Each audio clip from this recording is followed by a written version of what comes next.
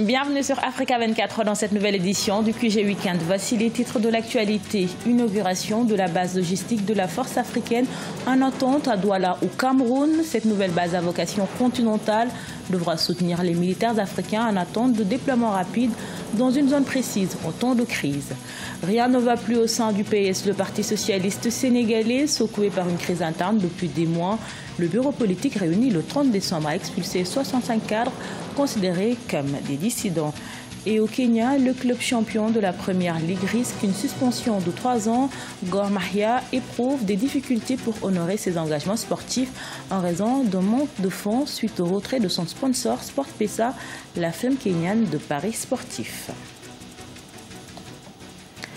Réputé pour sa position géographique centrale en Afrique, le Cameroun a inauguré vendredi la base logistique continentale de la force africaine en attente. Située à Douala, cette nouvelle base a pour mission le stockage et la distribution de la logistique aux 5 forces africaines en attente, une avancée vers la résolution des crises et conflits qui sévissent sur le continent africain. Sherif Ousmane Bardonka. La ville de Douala au Cameroun abrite désormais le siège de la base logistique continentale de la force africaine en attente. D'une superficie de 10 hectares, le site principal, situé dans l'enceinte de la base aérienne 201, est directement rattaché à l'aéroport international de Douala. Il comporte un bloc administratif ainsi que des entrepôts destinés à stocker les équipements et matériels militaires devant être utilisés par les troupes de la force africaine en attente au cours de leurs opérations de prévention et de règlement de crises et conflits sur le continent. Le Cameroun met en effet aujourd'hui à la disposition de l'Union africaine et à l'usage exclusif de la base logistique continentale un immeuble de 36 pièces, dont certaines sont déjà équipées. Cet immeuble constitue le bloc administratif et le poste de sécurité de la base logistique continentale. Il est doté de toutes les commodités et d'un système de vidéosurveillance. Les façades sont harmonisées et l'esthétique a été étendue aux hangars et autres infrastructures adjacentes. Le Cameroun, réputé pour sa position géographique centrale en Afrique, avait été désigné par l'Union africaine depuis une dizaine d'années pour abriter cette base au détriment d'autres pays connus pour être des puissances militaires. Le projet d'opérationnalisation de la force africaine en attente franchit ainsi un pas décisif vers la résolution des crises et conflits qui sévissent sur le continent. Le Cameroun va assurer la paix et la sécurité de tous les pays d'Afrique et je crois que Douala méritait cette position. Donc pour moi, c'est une grande réalisation à ce début d'année 2018. Vous savez, l'Afrique connaît beaucoup de problèmes de paix et de sécurité. Il fallait donc qu'il y ait une force en attente pour pouvoir intervenir en temps et en heure dans les différentes attaques qui touchent nos différents pays. Pilier essentiel de l'architecture africaine de la paix, la force africaine en attente se compose de 5 brigades prépositionnées au sein des 5 communautés économiques régionales africaines. Ces brigades auront un rôle éminent à jouer dans les opérations de maintien de la paix de l'Union africaine dans les interventions humanitaires ou de protection civile en cas de catastrophe. Première formation politique du Sénégal, le Parti socialiste est secoué par une crise interne scindée en 2 entités depuis des mois. L'un soutient le maire de Dakar emprisonné et l'autre est avec le secrétaire général Ousmane Tanor Dieng. Ce dernier, qui dirige le bureau politique, a exclu 65 personnes considérées comme des dissidents du PS. Une décision rejetée par le camp de Khalifa Sall qui compte saisir la justice. Reportage de notre correspondant El Hadji Ndiaye. Ils sont au nombre de 65 à être exclus du Parti socialiste par le bureau politique réuni le samedi 30 décembre 2017. Les membres exclus, qui sont entre autres Khalifa Sall, Barthélémy Diaz, Aïssata Tall Sall, Aminata Diallo et Bamba Fall, sont considérés comme des dissidents du Parti socialiste fondé par le premier président du Sénégal, Léopold Sédar Senghor. Ils sont contre l'appartenance du parti à la coalition présidentielle et avaient notamment fait campagne en faveur du non lors du référendum constitutionnel de 2016 voulu par le président Macky Sall. Il n'y a pas d'exclusion, il y a juste une mascarade pour faire plaisir à quelqu'un pour des miettes. Et le Parti socialiste de Senghor ne le mérite pas, du moment que ce même parti, il y a quelques jours, rendait hommage à Senghor. On ne peut pas rendre hommage à Senghor une semaine après et faire éclater le parti de Senghor. C'est injuste et c'est contradictoire.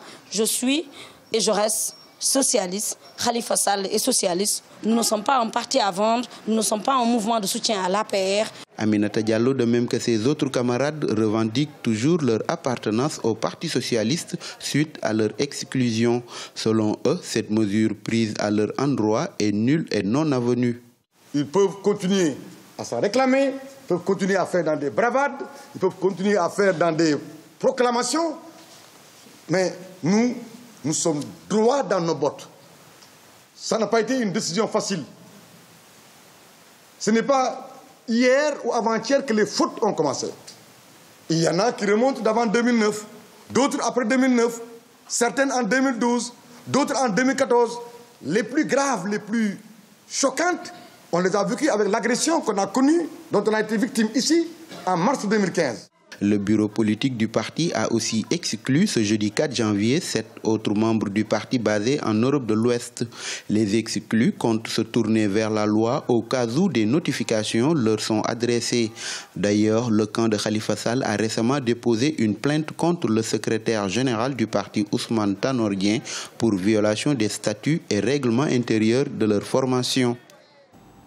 Ils ont fui les excursions de Boko Haram, les insurgés qui sévissent depuis 2014 dans le nord-ouest du Nigeria, pour se réfugier à Abuja, la capitale. Pour cette nouvelle année 2018, les déplacés à l'intérieur du pays ont formulé un seul vœu, retourner chez eux. Vinanodin.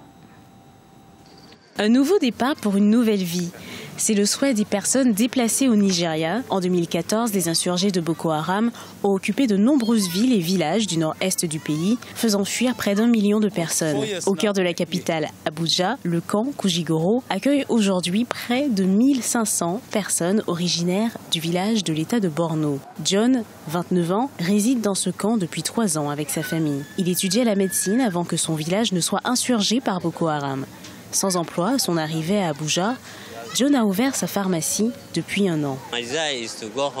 Mon plus grand désir pour l'année 2018 est de rentrer à mon village. Mais si je ne peux vraiment pas rentrer chez moi, j'essayerai avec la grâce de Dieu de faire de mon mieux pour agrandir ma pharmacie.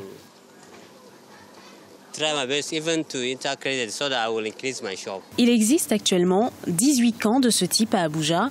Ils contiennent plus de 20 000 personnes déplacées et font face à un problème de pénurie alimentaire.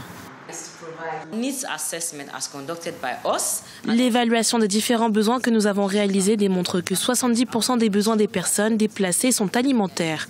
Ils doivent manger, alors à chaque fois que nous effectuons des services de santé, nous leur donnons également de la nourriture. Les autorités nigériennes travaillent avec l'Agence des Nations Unies afin d'enregistrer les 100 000 personnes déplacées à l'intérieur du pays. C'est l'une des conséquences du retrait du sponsor SportPesa. Gor Mahia, le club champion de la première ligue kenyane, est en difficulté financière, un manque de fonds qui pourrait conduire le club à une suspension de la Confédération africaine de football suite à l'annonce de son retrait de la Ligue africaine des champions. Cheikh Omar Bandaogo. Après l'augmentation à 35% de la taxe sur les paris sportifs au Kenya, la firme de paris sportifs en ligne Kenyan SportPesa a annulé 600 millions de shillings de sponsoring annuel pour la principale ligue de football du pays et d'autres sports. Résultat, plusieurs clubs sont confrontés à des difficultés financières. Le champion national, Gor Mahia, en premier. Il pourrait même surseoir à sa participation à la Ligue des champions africaine. We cannot travel. Nous ne pouvons pas voyager pour respecter nos engagements en participant à la Ligue des Champions, parce que nous ne pouvons pas payer nos billets d'avion et notre hébergement en Guinée équatoriale dans 1 mois. Cela signifie également que nous devons annuler la formation à haute altitude que nous avons déjà réservée. D'autre part, nous allons bientôt être confrontés à un différend avec nos joueurs. Les années précédentes, nous vivions une période comme celle-là, au cours de laquelle nous recrutions de nouveaux joueurs pour renforcer l'équipe. Mais cette année, nous ne sommes pas en mesure de le faire parce que nous ne pouvons pas payer les joueurs pour rejoindre le club et aussi payer leurs anciens clubs.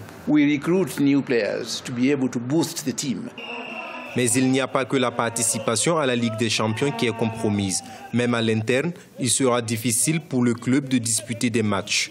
Le retrait de son sponsor a placé le champion du Kenya dans une situation d'incapacité financière totale. La situation que nous vivons est vraiment difficile. Nous ne pouvons pas payer les salaires de nos joueurs et ceux du staff technique. Cela a des conséquences parce qu'ils ont des familles et sont presque tous des locataires. almost exclusively are tenants. Si le club ne trouve pas un appui financier dans les délais, son retrait de la Ligue des Champions sera confirmé. Si cela est fait, Gor Mahia devra faire face à une suspension de 3 ans de la part de la CAF. Ce journal a été réalisé par l'ensemble de la rédaction. Merci pour votre fidélité. Dans un instant, une nouvelle édition de l'actualité sur Africa 24.